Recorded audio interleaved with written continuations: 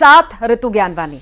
नमस्कार, आपके साथ मैं हूं ललित प्रजापति। शुरुआत करेंगे बड़ी खबर के साथ। रायपुर से बड़ा अपडेट आपको बता दें, कल सभी 90 विधानसभा क्षेत्रों में काउंटिंग होनी है और काउंटिंग की तैयारियां भी अब पूरी कर ली गई हैं। हर विधानसभा क्षेत्र के लिए 14 टेबल, सभी टेबल पर एक साथ मतगणना होने जा रही है। सुबह 8 बजे से यह मतगणना शुरू हो जाएगी। सबसे पहले पोस्टल बैलेट की गिनती होगी। 1181 प्रत्याशी मैदान में हैं और इनके भाग्य का फैसला कल होगा। त्रिस्तरीय सुरक्षा घेरे में ईवीएम रखी गई है। तो काउंटिंग होनी है। काउंटिंग की तैयारियां पूरी हो चुकी हैं और एक तरफ आप लगातार देख रहे हैं 2018 की क्या स्थितियां थी। 2018 में जब इससे पहले विधानसभा चुनाव हुए, 90 सीट, बीजेपी 15, कांग्रेस 67, बसपा के खाते में 2 और जेसीसीजे 5। हालांकि बीच में तकरीबन 4 से 5 उपचुनाव हुए और कांग्रेस का जो संख्या बल है वो 70 को पार कर गया, 71 के आसपास आ गया। अब क्या स्थितियां होती हैं, कल ये साफ हो जाएगा। स्थितियां इस बार बदली भी नजर आ रही हैं और कहीं ना कहीं बीजेपी इस बार मजबूत होती हुई भी छत्तीसगढ़ में नजर आ रही है। क्योंकि बस्तर की अगर हम बात करें, जहां से सत्ता हासिल होती है, सत्ता का दरवाजा हम इसे कह सकते हैं, वहां पर कहीं ना कहीं इस बार कमजोर कांग्रेस होती हुई नजर आ रही है। यह अभी एग्जिट पोल का कहना नहीं है। इधर रायपुर में निर्वाचन आयोग की प्रेस कॉन्फ्रेंस हुई। मुख्य निर्वाचन पदाधिकारी रीना कंगाले ने प्रेस कॉन्फ्रेंस ली और जानकारी दी। कल मतगणना को लेकर इस बारे में जानकारी दी गई। मतगणना केंद्रों में त्रिस्तरीय सुरक्षा की व्यवस्था की गई है। उन्होंने कहा मतगणना और सारणीकरण की वीडियोग्राफी होगी। तो किस तरह की तैयारी है ये आपको बता दें। 90 विधानसभा क्षेत्र है, 90 रिटर्निंग अधिकारी हैं, 416 सहायक रिटर्निंग अधिकारी भी मौजूद रहेंगे।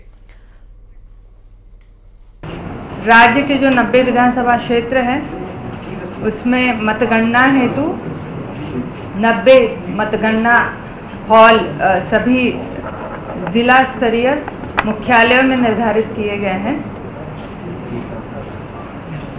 90 विधानसभा क्षेत्रों की मतगणना हेतु 416 सहायक रिटर्निंग अधिकारी, 4596 गणना कर्मी और 1698 माइक्रो ऑब्जर्वर्स तथा 90 रिटर्निंग अधिकारियों के निरीक्षण में ये पूरी मतगणना की प्रक्रिया संपादित होगी। और इसी बीच एक और जानकारी आपको दे दें, ओम माथुर का दौरा था रायपुर का, जो कि रद्द हो चुका है। आज रायपुर नहीं आएंगे ओम माथुर, कल सुबह रायपुर पहुंचेंगे ओम माथुर। और छत्तीसगढ़ बीजेपी के प्रभारी ओम माथुर, बड़ा दावा उन्होंने किया कि सारे राजनीतिक पंडित फेल हो जाएंगे और बीजेपी यहां सरकार बनाने जा रही है। ओम माथुर के प्रभार लेने के बाद ही छत्तीसगढ़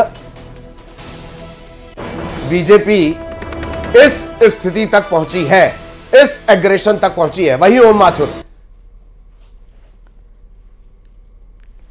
नहीं आ रहे हैं, उनके दौरे में थोड़ा रद्दोबदल है।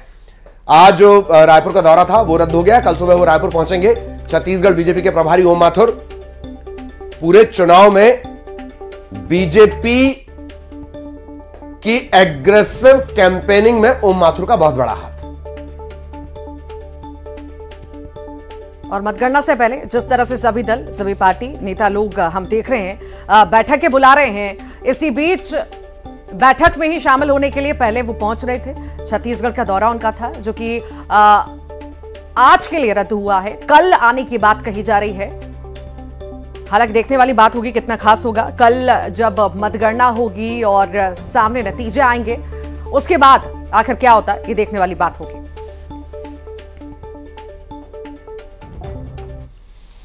और इधर मतगणना की तैयारियों को लेकर कुमारी शैलजा ने बड़ा बयान दिया है।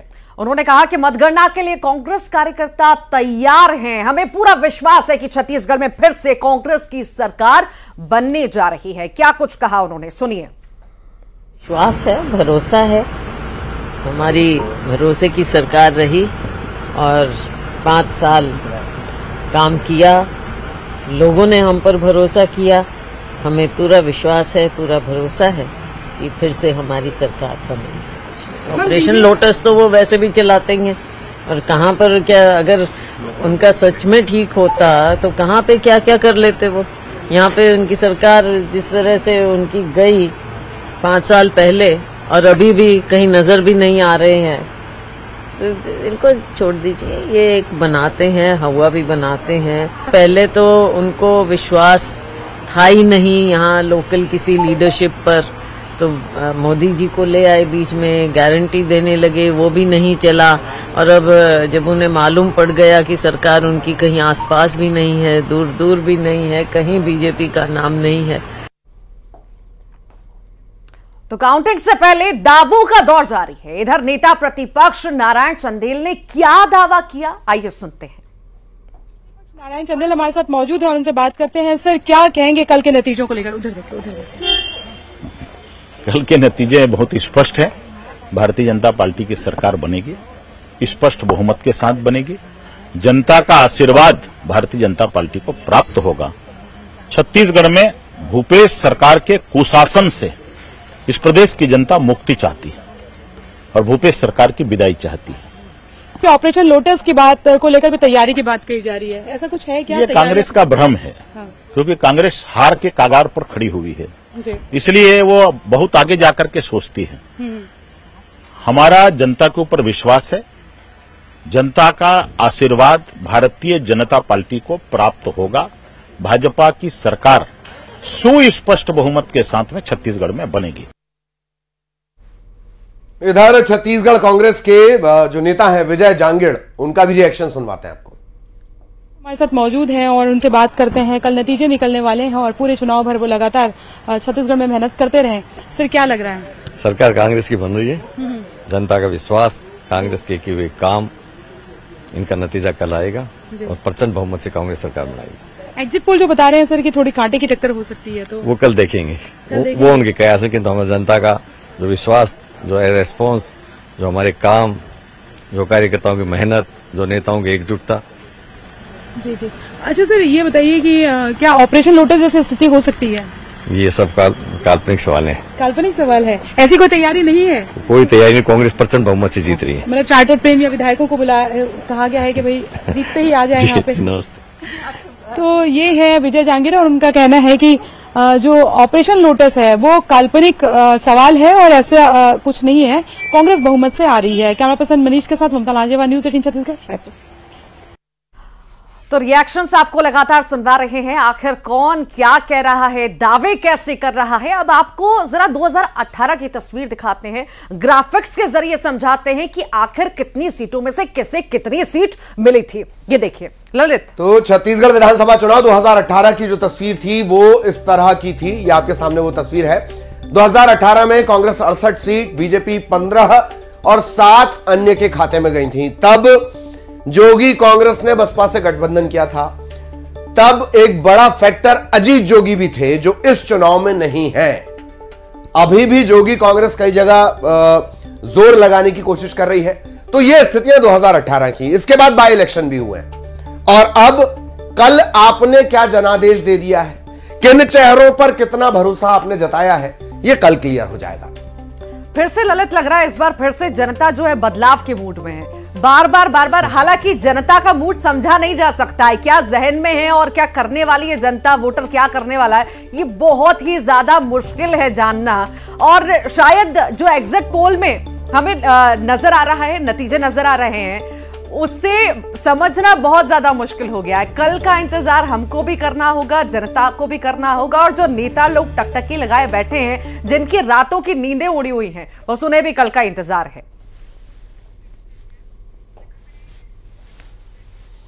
तो कल नतीजे आने वाले हैं। हमारे तमाम सहयोगी मैदान में तैनात हैं। किस तरीके से वो चीजों को महसूस कर रहे हैं, किस तरह के रिएक्शन मिल रहे हैं, सबसे ज्यादा दारोमदार इसी टीम पर रहना है जो मैदान में तैनात है।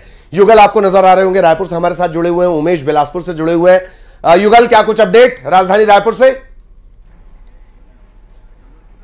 देखिए ललित, हम सीधी तस्वीर यहाँ से दिखाएंगे। हम इस वक्त मौजूद हैं जो काउंटिंग है, मतगणना स्थल है, वहां पर आप देख सकते हैं। यहाँ पर कुछ देर बाद ही मॉक ड्रिल होगा और तमाम सुरक्षा के अधिकारी हैं, जो प्रत्याशी हैं, वो यहाँ पर आ चुके हैं और मॉक ड्रिल होगा और सबको अपनी अपनी जो ड्यूटी है वो समझाई जा रही है कि किसको कहाँ पर तैनात रहना है, किस तरह की व्यवस्थाएं रहेंगी। और खास बात यही है कि इस काउंटिंग की प्रक्रिया को निर्बाध गति से चालू हो तो उसके लिए अलग अलग व्यवस्थाएं की गई है। अगर हम अधिकारियों की बात करें तो 4,596 अधिकारी जो गणना कर्मी है उनको लगाया गया है। 1,698 माइक्रो ऑब्जर्वर है, उनको भी लगाया गया है। 90 विधानसभा की सीटों पर होगी। 416 सहायक रिटर्निंग जो अधिकारी हैं उनको लगाया गया है। और आप देख सकते हैं पुरंदर मिश्रा है, मोती साहू है, ये सभी जो मतगणना स्थल है वहां जा रहे हैं। और इसके अलावा यहाँ पर पूरी तरह से सुरक्षा व्यवस्था की गई है। लगभग 1,000 से अधिक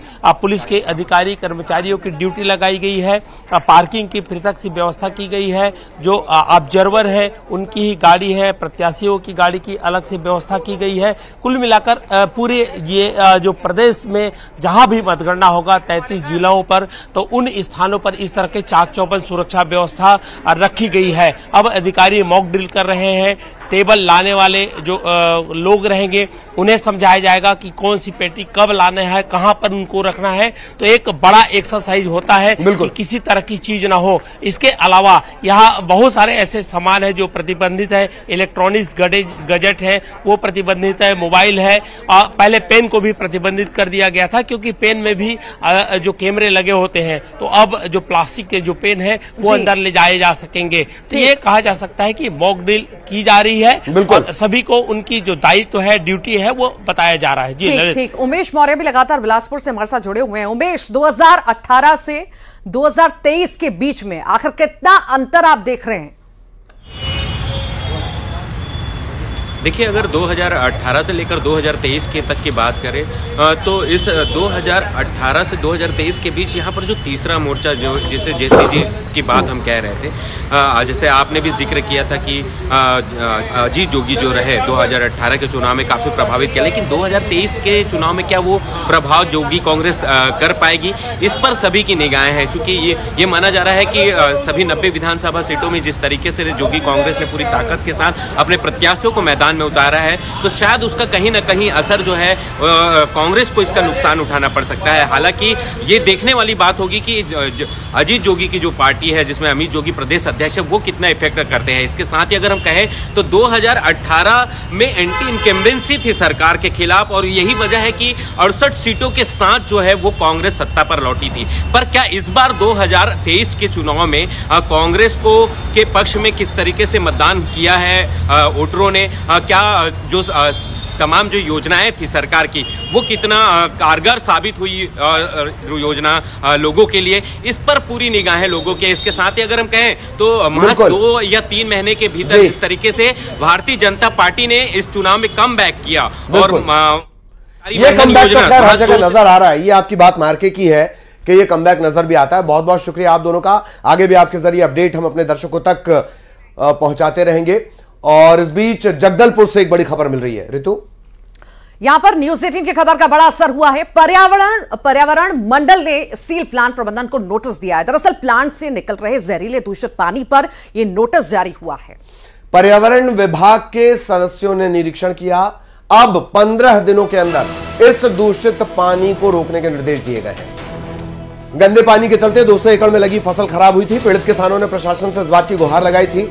इसकी एक स्टैंडर्ड प्रोसीजर होती है इस पानी के शुद्धिकरण की और निस्तारण की, उसका पालन नहीं किया जा रहा था। न्यूज़ 18 ने प्रमुखता से इस खबर को दिखाया और फिर बड़ा असर।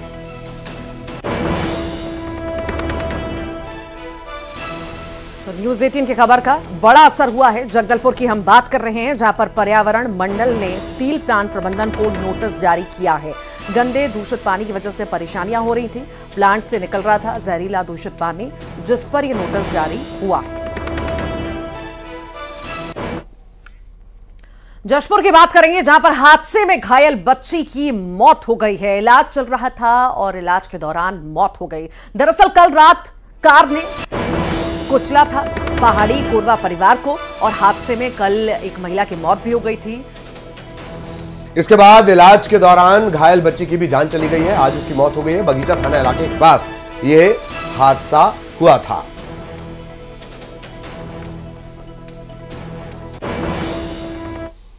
और अब एक बड़ी खबर कोरबा से आपको बता दें, दोस्त ने दोस्त को ही मौत के घाट उतार दिया। पैसे के विवाद में पूरी हत्या की गई। मजदूरी के पैसे को लेकर यह विवाद हुआ था और विवाद इतना बढ़ गया कि मौत के घाट उतार दिया। दरअसल इलाज के लिए अस्पताल पहुंचाया गया पर मौत हो गई। आरोपी दोस्त को पुलिस ने गिरफ्तार भी कर दिया है। रजगामार पुलिस की ये कार्रवाई देखने को मिली है। तो पैसे के विवाद में दोस्त ने दोस्त की हत्या कर दी। मजदूरी के पैसे थे जिसको लेकर के दोनों के बीच में विवाद हुआ। विवाद इतना बढ़ गया कि दोस्त ने दोस्त की जान ले ली।